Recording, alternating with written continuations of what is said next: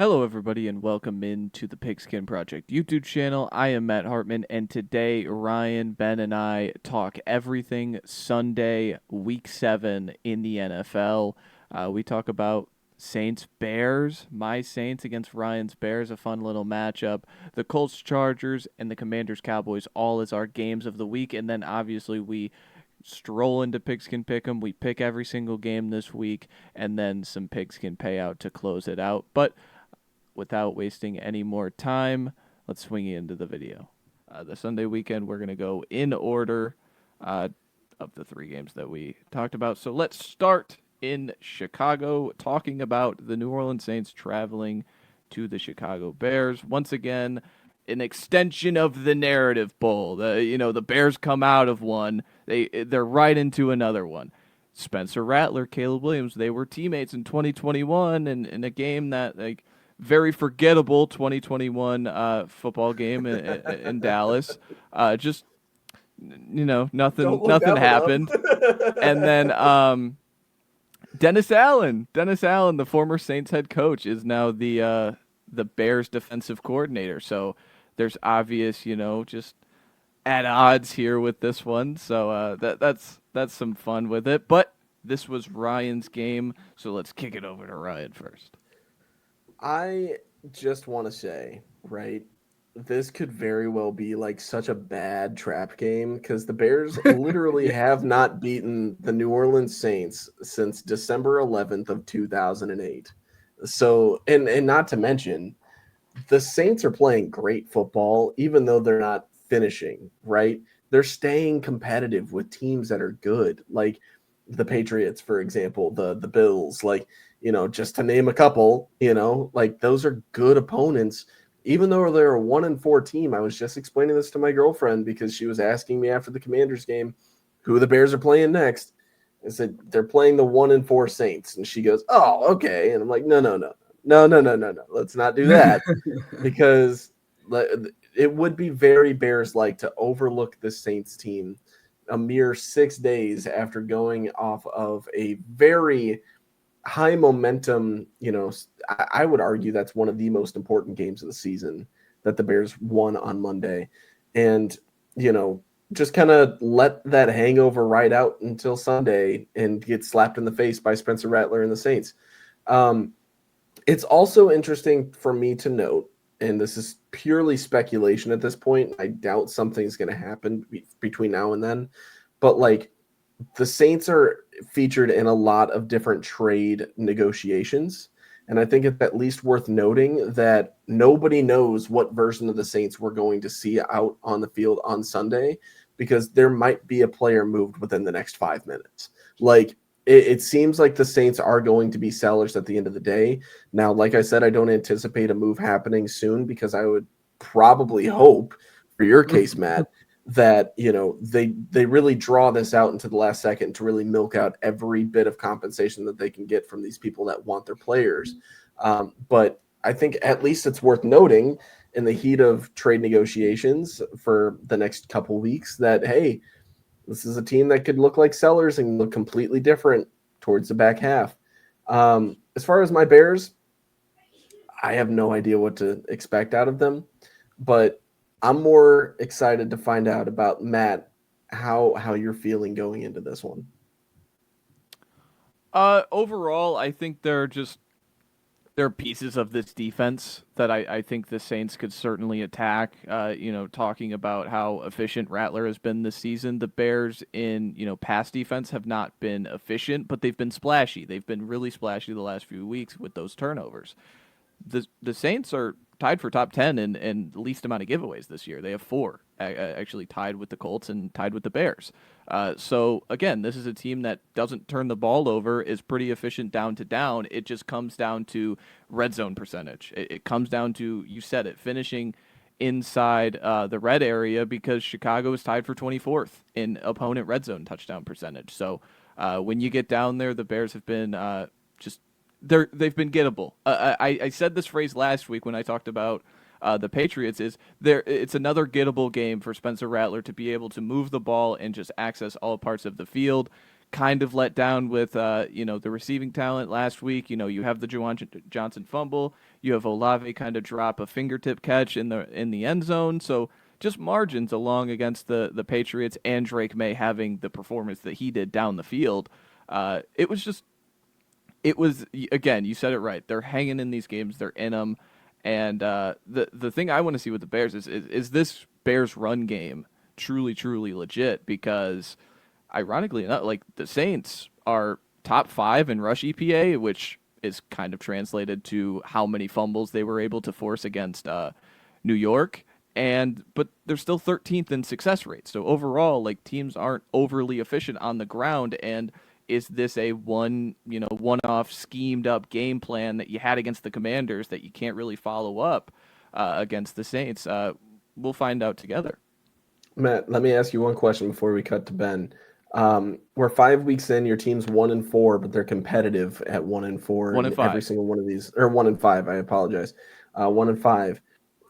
Is this the best case scenario for you? Like, you get competitive football out of a team, but you're going low in a potential draft situation?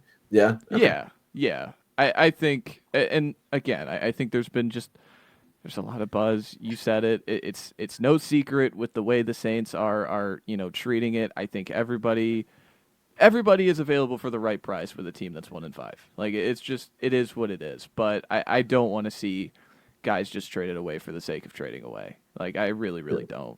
Specifically Chris Olave. I don't want you to just give him away for, 3rd round pick. Like, I think it really needs to meet ends, and you need to just make that decision. That's a tough decision, but I'm still willing to die on the hill of, like, this is the only 1st round pick at the last. Like, the verdict is still out on Banks and even like Brzee, but nobody is hit in the 1st round like Olave has for this team. So to just give it away because you don't want to extend him, I don't know. Don't love it.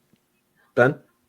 Yeah, that would be bad GMing, but it won't be the first time, and it definitely won't be the last time that we have seen bad GMing. I'll say this. He crushed the Lattimore deal. He crushed it. Like, he did. Yeah. He did. They're eating a ton of dead cap for it, but that was a great trade.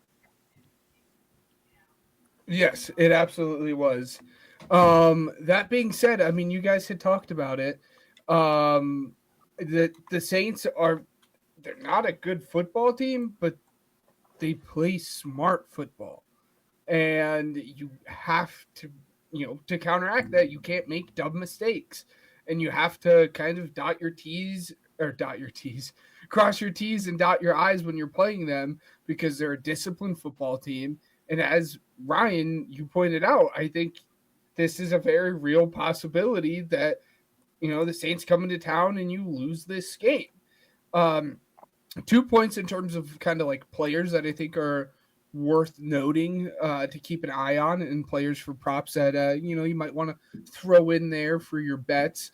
Alvin Kamara and Kendre Miller, I think they're going to have themselves a day against this rush defense. We'll see, because this is the first time, or I guess this will be the second game, because they had them fully healthy last week, that the Bears have their linebacking core together. But I still think the run defense is not going to be the best. So I think Kendre and Alvin could look to have a great game. But on the flip side of that, I've been the one person on this podcast going into the year, but I'm like, kind of push back in the Rome stuff, but he's looked great this year. And as Matt had pointed out to me and Ryan here, he's lined up everywhere on the field. And if you don't want him to match up against Kool-Aid, which I'm not really scared, even if he does match up against Kool-Aid, if I'm being honest, you can play him anywhere. And I think there's a very real possibility that Rome leaves this game with a touchdown or two and 100 yards. And we're like, yep, Rome is continuing to take these step forwards as this wide receiver one that Caleb has been looking for. And I think if they can create that connection and continue to flourish that, just as, Penix did with Drake London, I think, the Bears are going to set themselves up for success. Yeah. That's all I have on this one for now, at least. But I'm looking forward to it, man. This is This one has been circled on my calendar just as much as the Ohio State and Texas one was scheduled on yours. And I know that one meant more to you for sure. I know that just because you needed your payback. But this one, just the sentimental value, man. I'm excited. Absolutely. We're going to get cheesy on this podcast. Let's move on, continuing with the games of the week. Let's go to LA and let's talk some Colts and Chargers. This is a long time coming on this podcast to talk about the Indianapolis Colts, tied for the best record in football. Indianapolis Colts after 6 games. Travarius Ward and Quentin Johnston have no guarantee to play, but we hope they do because each unit has been substantially better with each of those guys going. And if you disagree, go look at some of the guys who were playing football last weekend in the secondary for the Indianapolis Colts. You can see why Jacoby Brissett kind of launched the ball down the field and had 300 yards in that one. But I'm going to kick it off because this is obviously my game of the week. You just think about what Daniel Jones has done this year and how is he winning? Well, he's winning because he has the highest rate of play action in the league. Most of that is under center. Into this game with a 37% of his throws are under play action. Chargers have allowed the 5th lowest completion percentage at 57% on play action throws. So, again, keep that in mind. What the Colts do really, really well, the Chargers have shown an ability to stop it. Jones will also have his hands full as this is a top 5 defense in both dropback success rate and total EPA. But it is not because of the pass rush. The Chargers pass rush is 21st in pressure rate and 27th in blitz rate. So it's all about the secondary. If you want to learn about the secondary with the Chargers and learn about some of the things they do, just go watch that Raiders game and how they confuse Geno. Just the way they compress down with so many different zone looks and so many different rotations in that back 7. They're really, really good at it. They force you to throw the ball into windows that you think you can, and then you cannot. And Daniel Jones has been he's been selectively aggressive this year, but at the same time still has some dropped interceptions on his resume this year that I think if the Chargers can take a hold of will reap those rewards. Lastly, before I swing it over, let's talk about Justin Herbert this season, specifically against pressure. The Colts are a pretty average team in terms of pressure rate at 35%, which I think the league average is about 33.5, something like that. But they're coming off their best performance against the Cardinals. And you think about the Chargers offensive line, just the tackles are gutted. There's no, obviously Joe Alt is not going to play. Trey Pipkins is hopping up on the injury report. So there's, you could be down to, Austin DeLucas once again. And Justin Herbert this season, he ranks top 3 in pressure rate at over 40%. And the Chargers are throwing the ball at the 2nd highest rate in the league at over 66%. So just think about that, and you think about the horses that the Colts have along the front 4, just Laiatu Latu, Kwity Paye, those interior defensive linemen, Buckner and Stewart. This is a matchup that I think the Colts could just across the line of scrimmage could really, really dominate, specifically on the defensive side. But Ben, I'll swing it over to you. What do you have on this one? Yeah, well, first off, I think that's something that we'll probably say most games when talking about the Chargers is that this is going to be an area on the defense can attack is this awful offensive line that they have. And I don't know the stat, and maybe you can look it up for me as I'm talking here. But I really think this game can be won by the Chargers defense if they can stop the run. I don't know what their run defense looks like. They have a duo of arguably the most fun linebackers just to watch.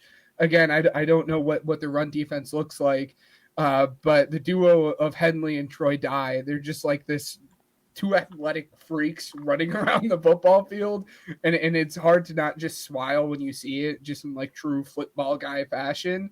But I think if you can stop that Chargers run or that Colts run, then I think you're going to kind of set yourself up pretty square because you had mentioned how well their pass defense has been.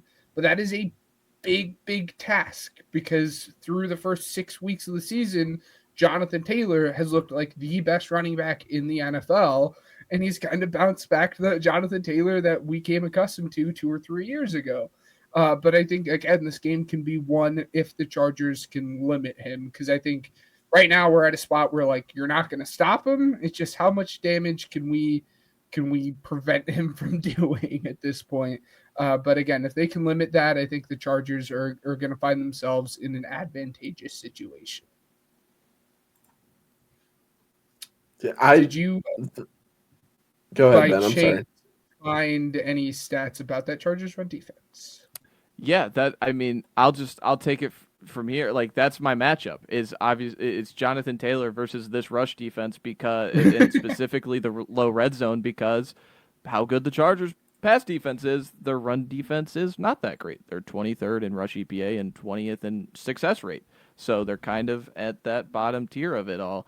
And you mentioned they're facing the best rush offense. Like, in terms of EPA this year, no rush game is more explosive than the Indianapolis Colts. And you know why? Because Jonathan Taylor leads the league in all of these categories. He is first in carries, rush yards, rush touchdowns. We want to talk about the counting stats. Let's get into, keep going. First in explosive runs this year, which is a 10-plus yard run. Was 16. He's first in first downs rushed for at 29. He is second in single-player rush EPA behind only Rico Dowdle, who obviously with the low volume and the back-to-back 200-yard games, like his EPA is going to be through the roof right now. He's third in missed tackles forced, according to PFF, behind only Bijan and Ashton Genty with 24. He has been truly, truly phenomenal this year, and you mentioned it. Like, he's averaging over 100 rush yards a game right now. And we get into the low red zone stats. The Chargers rank second in red zone touchdown percentage behind only the Broncos, who have faced this Colts team. The Colts in that game were 2 of 6 in the red zone. They do not want to throw the ball in those really condensed areas, and so they lean on the run game, specifically Jonathan Taylor. And so that is just how the Chargers want to play defense. And once the back of the end zone is their best friend, because it just creeps these safeties forward and it condenses you even more. And so just overall, I'm really excited to see how, once the Colts are on, 3rd and 6 on the 15-yard line, like looking to score, are they going to get 7 consistently, or are they going to have to settle for 3s like they did against Denver, where I know they won that game, but it was kind of a heart attack game. So yeah. Yeah, I'm just impressed that Khalil Mack is getting activated off the IR, because that was horrific. That's really the only point that I have on this one that you guys haven't touched on. But, like, excited about the Colts, man. I don't know. Like, I feel like that fan base deserves it. Indiana sports as a whole, crazy right now, taking off, with the exception of, like, Purdue. 11-1 in the football programs. Yeah, crazy stuff, man. I don't know. Rumor has it top 3 team in Bloomington. It's crazy stuff. But oh, wait a minute. Hold on a second. This is the Pro Football Podcast show. Sorry. All right, let's move on to the final game of the week.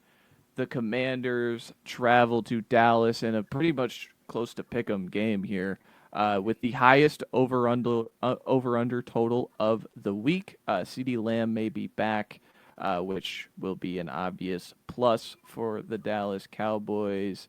But Ben, this was your game, so swing it to you. Yeah, first off, you guys should be thanking your lucky stars that Matt is in my ear and that we talk as much as we do, because I almost forced you guys to talk about the Dolphins and Browns. I almost made you guys do it, just as we did last week, but you guys are lucky that Matt is on the side of the listeners here. He's a man of the people. But in terms of this game specifically, this is just so much fun because of the divisional implications that it has, right? They're kind of at ebbs and flows with the NFC East. There are years where the NFC East looks like arguably the best division in all of football, and there are years where the NFC East looks like one of the worst divisions in football. And right now, through the first 6 weeks of the season, they're looking like the NFC least, and they're not looking very good. And kind of that same conversation that we had with the Steelers and Bengals can be a conversation that we have here. Obviously, there's the Eagles, or the team that you have to talk about, and the Giants are making a little bit of noise as well. But when these divisions are as tight of a race as they are, you have to talk about these games. And I really think the main thing that's going to decide this game is how the Cowboys defense handles Jaden Daniels specifically, not the run defense as a whole, but specifically Jaden Daniels, because as we saw in week 1 with the Cowboys versus the Eagles, Jalen Hurts gave him fits, and I love Jalen Hurts and what he offers as a runner, but I'd be lying to you if I told you Jaden Daniels wasn't a better runner. So if Hurts is giving you all these fits on defense as a quarterback using his legs, what is Jaden Daniels going to do to you? And then on the flip side of that, again, I think the interesting note is CD Lamb going to play or not? He's listed as questionable. We'll see, but that obviously, again, adds that big piece to the offense. George Pickens has done a great job kind of filling in, at least as that wide receiver 1. But who do you have after that? Jalen Tolbert and a return man playing wide receiver out there. So when you add the best, obviously you get the benefit of adding one of the best wide receivers in the NFL back to your offense. And that does push George Pickens down to number 2 and allows Dak Prescott more options to throw the football to. But again, I think that game comes down to Jaden Daniels and his legs. But I'll swing this over to you, Ryan. Do you have any thoughts on this game? Yeah, I mean, it's so funny to me because my buddy, like, I would probably throw him in that Cowboys fan group just because he's a big Tim the Tatman guy. And so he shows me a bunch of Tim the Tatman clips about him reacting to the Cowboys. And I can't count on both hands how many times I've said, yep, that's the Matt Eberflus experience. Like he's with it. I mean, Terry McLaurin's practicing again. I don't think that I'm taking this -1.5 spread every day of the week when it comes to the Commanders against this Cowboys team.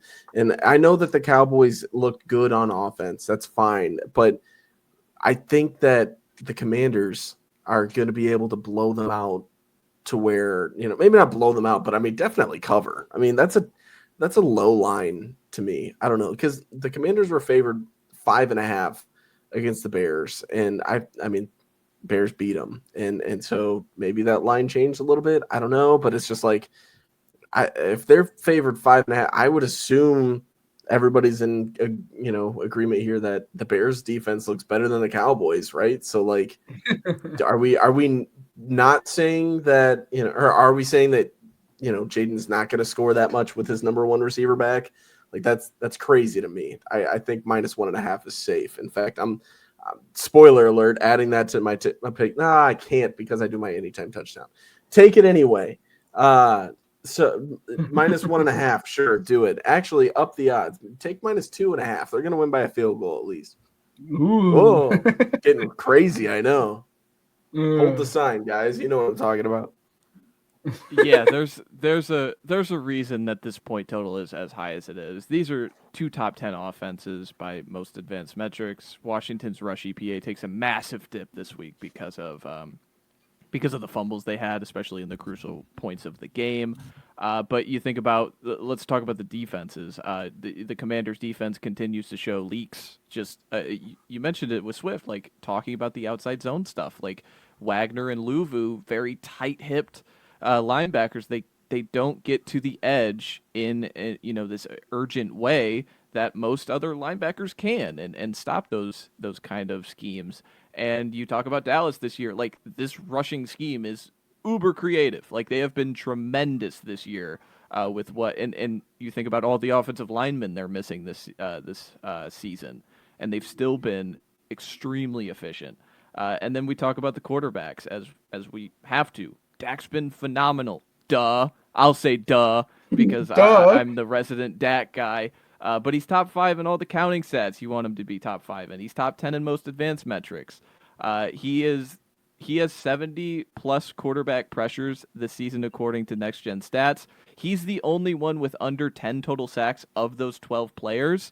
He has 7. So like he's just never putting this offense in a bad spot as he can do consistently. And then we talk about Daniels, like as a passer, like wasn't terrible against the Bears, but still like you think about just the moments that he blacks out and he throws that interception to Brisker where it's like he just miscounts him. Just totally like unbelievable bad read. And drops the football at the end of the game. So it's like you think about those moments more than, the way he was able to move up and down the field and they didn't punt the ball until the fourth quarter. So like, yeah, I still believe in both quarterbacks doing phenomenal things in this one. And then my matchup, everybody who runs the football for Washington against this defense, their rush offense is still good. Like it's still good. They run into, this Bears unit coming off a bye. Dallas is 32nd in rush success rate this year, and a lot of their box counts are lined up inside the tackles, giving those lanes for outside zone runs, which is what Cliff likes to expose. And then lastly, but I also want to mention, like, the Dowdle film really shows the exposures of this Dallas rush defense. Like, you go watch some Rico Dowdle carries against the Dallas Cowboys, and you'll see what I mean. But then lastly, Jaden Daniels, it's weird, he has been so much more efficient scrambling against zone than man because he can just process down the field what the coverages are, and he's just so elusive that even guys in zones waiting for him, they can't get him because he's so damn slippery. And who runs the most zone in football? The Dallas Cowboys at 77.8%. So you just think about that stuff, just making note of it. This is what the Commanders can do, can really run the ball out. And let's see if the Cowboys can keep pace with them. I think that's going to be a lot of the Cowboys games this season. So that's all for the games of the week. If we don't have anything else to add, we can get into Pigskin Pick'em. And I swing it to Ryan for the records. Guys, I'm not having a fun season with this, okay? Ben finished 10-5, Matt with 9-6, and then your boy with 8-7. The overall records for the season: Ben leads the way, 64-28-1. Matt 58-34-1, and then I'm 51-41-1. I'm gonna need some love here in this. I mean, come on. Also, one thing that I want to kind of keep track of, that I'll be honest with you, is entirely my responsibility. So I apologize for not doing this. I'm going to keep track of bye weeks that way we can kind of throw this in at the beginning. So your little tidbit here. So the teams that already had a bye that will not be announced because they already had a bye: the Falcons, the Bears, the Packers, the Steelers, the Vikings, and the Texans. And then this week's bye weeks consist of the Bills and the Ravens. So we should get 15 matchups to predict this week. Plenty of room for opportunity for your boy. Let's dive into it. We're going in Steelers versus Bengals in Cincinnati. I think, judging by what we said, we should be in unison here, right? I'm going with the Steelers. Matt? I'll take the Steelers. I'll do it again.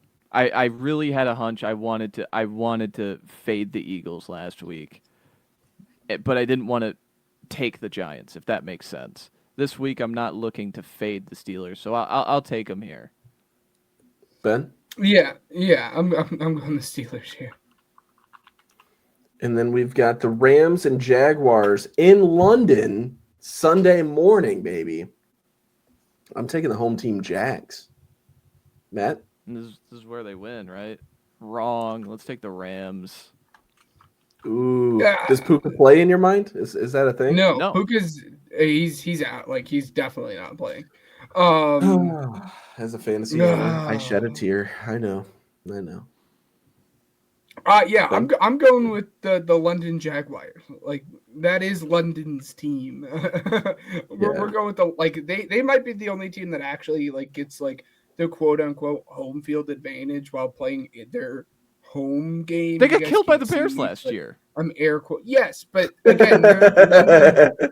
Are they not London's team? They're the team that like London's like, yes, Jaguars, you're ours. I don't know. That doesn't give There them was like lots the of orange last year. I don't know. Yeah. No, you're So, right. but I am going Jaguars. If you guys listen to the recap episode, I was quite worried about the way that they moved the ball without Puka. That was against a very bad Ravens defense. This Jaguars defense is going to be a step up. So I'm going Jags. And then Saints and Bears. Matt, I'm putting you in a predicament here. I'm making you pick first. I'm taking the Saints. I wanted to be the Bears fan to take the Saints, and I'm going to. Ben? Oh God! Now, I wanted to take the Saints, but I don't want all three of us to take the Saints. This All is right, fine. awful. Take the Saints. I'll take my team. I need to. If you want to take the Saints, I'll take the Bears. If I need the points. I need the points, and I need more than just the rooting interest of the Bears. Come on. I'll give you the Saints. I'll give you the Saints. Thank you. I'll give you the Saints. Well, I wanted the Saints. I just didn't want all of us to pick the Saints because Lord knows if we all picked the Saints, they would lose. So Dolphins in Cleveland against the Browns. What are we thinking? I'm thinking Browns here. I'll take the Browns. I'm crazy. I'll do it. Browns are favored in this one. Tua apologized for him. He called out his teammates for not attending players-only meetings, which, if the players aren't attending the players-only meetings, what are they? Some are saying. But I'll take the Browns. We talked about it. I love this defensive line. And especially them at home. There's some splits, man. The Browns at home, they got something. I just want to throw in this tidbit because I thought it was funny. When I was listening to that, I was in the car, like I forget where I was driving, but it was like Tua saying, like, yeah, like they're not coming to the players only meetings, and I've considered making them mandatory and stuff like that. And all I could think about was like Tua playing 2K by himself. Like, like that's all I could think of. But Ben, who you got in this one? Yeah, I'm taking Tua and his lonely self playing 2K. I think McDaniel's job is on the line, and I think he's gonna pull off something he hasn't been able to in a while now, and that's a good coaching job here. Winning the football game? Yeah, exactly. So I'm going the Dolphins. All right, and then we've got Patriots and Titans. I'm taking Mike Vrabel and his guys, the Patriots. Matt? I may never pick against Drake May again. So I'm taking the Patriots. Glad we're on the same wavelength there. I'm absolutely never going to pick against Drake May for the rest of the season. Don't hold me to that. I'm picking the Patriots. And then the Raiders making the trip to Kansas City. I think Rashee Rice is going to play, no limitations or anything like that. As far as, Rashee Rice is going to play? I would have never have known because definitely no one is talking about that. Sorry. Oh, dude. It's driving me off the walls. I'm going with the Chiefs by 1 million. Yeah. Literally 1 million. Yeah, take the spread. Yes. Let's see. All right. And then, okay. Eagles, Vikings. I'll take the Vikings here. Matt? So, yeah, I didn't mention this in the injury report because there's, like, no guarantee, but JJ is practicing, so there's a world that JJ McCarthy does play, but I just remember before London where they're like, they're not going to rush him until he's 100,000%. So, if I think this could be one where he gets limited practices all week and then he's ruled out, and they just roll Wentz into the fire, which, this Wentz revenge game? Does this classify? Some are saying yes. Game every other game, like, because he played for so many damn teams at this point. I'll take the Eagles. I think they bounce back. They got the mini bye. They're all friends again. Oh, they got the mini bye. Yeah, I'll change my pick. You're right. I'm going the Eagles then. Oh, the mini bye swayed you. But The mini buy swayed you, but the actual buy didn't sway you. I was already like teetering towards changing it anyways, guys. Come on. But yeah, that was probably you don't want to lean in like if there's a chance. I don't want to lean in on Carson Wentz right now, man. Both of these quarterbacks suck, no matter who plays. RIP Ryan's agenda from 2 weeks ago. There it is. It was hopeful thinking. Whatever. Everybody knew it. Yeah, no. Wait. Of course, I'm taking the Eagles here. I don't care who's playing quarterback. I'd prefer for it to be JJ, but I do not care who's playing quarterback. The Eagles will win this game, and I'm confident about it. You're never confident. Panthers. I know. Panthers, Jets. Did the Jets get their first win? I hate this game. This goes back to like the dilemma that like Panthers 0-3 at home. Panthers they're 3-0 at home, 0-3 on the road. They lose. Go Jets. Oh, I wanted to go with the Jets. I wanted to be. I knew where that was going. I jumped in front of you. Yeah, I know. Yeah, I'm not gonna make the same mistake Matt did last week, not picking the Giants. I'm rocking with the New York team. Okay, all right. Yeah, I'll be the only one to ride the Panthers out. That's cool. Big vibes. Vibes. Big vibes guy. Big Rico Dowdle guy. Come on. Giants, Broncos. I'm going Giants. I'll be the first guy to say it. I don't know. Broncos. It's a little weird, isn't it? I hate the Broncos offense right now. I despise watching the Broncos offense as well as the Jets offense in that game. That was just overall, man. But I'll take the better unit. I'll take the Broncos. The Giants are in such a weird spot, right? Like Jackson Dart, young quarterback, Malik Neighbors, yeah. But it's like, do you buy in yet? Do you sell yet? No. Do you do anything at the deadline? You I don't know. You buy a receiver that gets you through the year to make sure like you can get a good competent reason on Dart. But you don't buy like I've seen Olave linked to them. I think if they buy on Olave, I think that pick would be too rich. I was going to say it earlier. I'm just going to make a prediction live on air and say that Olave is a New England Patriot. I know. Crazy stuff. Some are saying A.J. Brown's going to be a Patriot. No, why not both? We'll yeah, right. We'll do this really quickly. I think Juwan Jennings fits that mold very good for what. Are the 49ers sellers? Who knows? Who knows? They could sell Jennings because of the contract disputes. He's been injured though, like a lot. He's been injured. There's contract. The Niners players injured. Shocker. No way. Kendrick Bourne has stepped in and filled that role in very nicely, and he's doing everything that they would have hoped Juwan Jennings would do. I would be shocked if Juwan Jennings was on this team by the trade deadline. Colts, Chargers. I'm going Colts here. Colts, yes. Yeah. I picked against them too many times, I think, yeah. I've picked for the Chargers too many times at this point. Yeah. The Chargers keep burning me. I'm going with the Colts. This is when the Chargers win. It's gonna be crazy. I'm gonna cry. No, I'll cry live on air. Don't threaten me. You ready? I'll do it. All right. I'm crazy enough. I'll do it. I'm behind by 19 games? Not even. I mean, it's 13, but whatever. I'll pick the Chargers then. Just to fade you guys. No, that's good. That's good. All right, these Commanders. swing games, you got to pick against us just to kind of you got to play the field here. Higher ceiling. Yeah. Commanders, Cowboys. I'll go last for the last few games because we'll see if I have to fade or not. But yeah, I have CO. Which team am I picking, guys? Okay, dude. All right, bro. But that's why I sat on my hands and zipped up my tongue there. I'm picking the Cowboys when you were talking. I'm picking the Cowboys. Oh. All right. So now do we have to have conversations about Jaden Daniels because nobody's talking about him? The answer is no. We're doing the Commanders.